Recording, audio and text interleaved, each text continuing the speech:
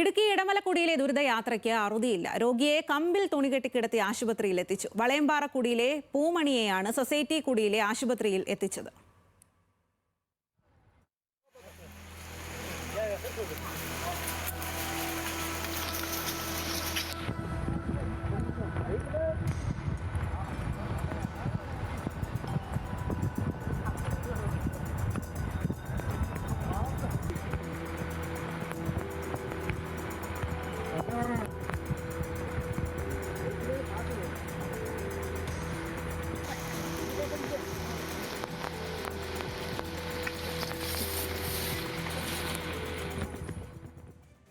Alvin Thomas വിവരങ്ങളുമായി ചേരുകയാണ്. Alvin, വലിയ ദുരിതത്തിൽ തന്നെയാണ്. ഇത്രയും കാലമായിട്ടും ഇവരുടെ ഇത്തരം ദുരിതങ്ങൾക്കൊന്നും ഒരു അറുതിയില്ല എന്നുള്ളതാണ്. ഇതിൽ എപ്പോഴാണ് ഇവരെ ആശുപത്രിയിൽ എത്തിച്ചോ? നിലവിലെ ആരോഗ്യനില എങ്ങനെയാണ്?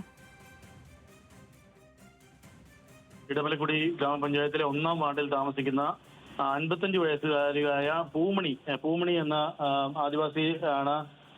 അവിടെ നിന്ന് മണിക്കൂറുകൾ ചുമന്ന കിലോമീറ്ററുകൾ നടന്ന ആളുകൾ ഇപ്പോൾ ഇടമലക്കുടിയിലെ പ്രാഥമിക ആരോഗ്യ കേന്ദ്രത്തിൽ എത്തിച്ചിട്ടുള്ളത്. ഇന്ന് ഉച്ചയോടുകൂടിയാണ് ഈ സംഭവം ഉണ്ടാകുന്നത്.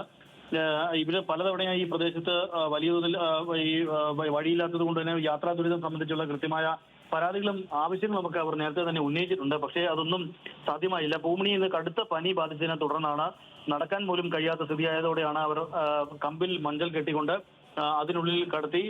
മഴയും കൂടി ഉണ്ടായിരുന്നു എന്നുള്ളതാണ്.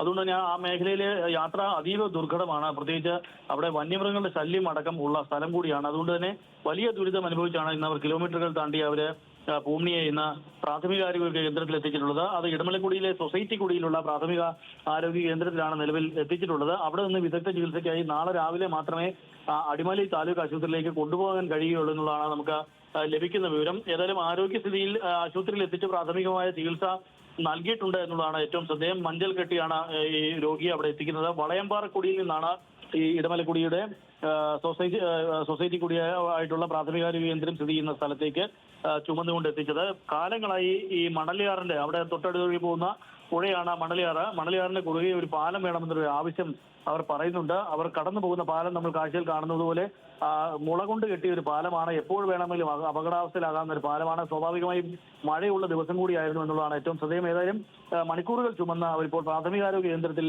ഈ പൂമണി എത്തിച്ചിട്ടുണ്ട്. ഇപ്പോൾ ആരോഗ്യം തൃപ്തികരമാണ്. കൂടുതൽ വിദഗ്ധ ചികിത്സയ്ക്കായി നാളെ അടിമാലിയിലെ താലൂക്ക് ആശുപത്രിയിലേക്ക് മാറ്റും എന്നുള്ളതാണ് നമുക്ക് ലഭിക്കുന്ന വിവരം.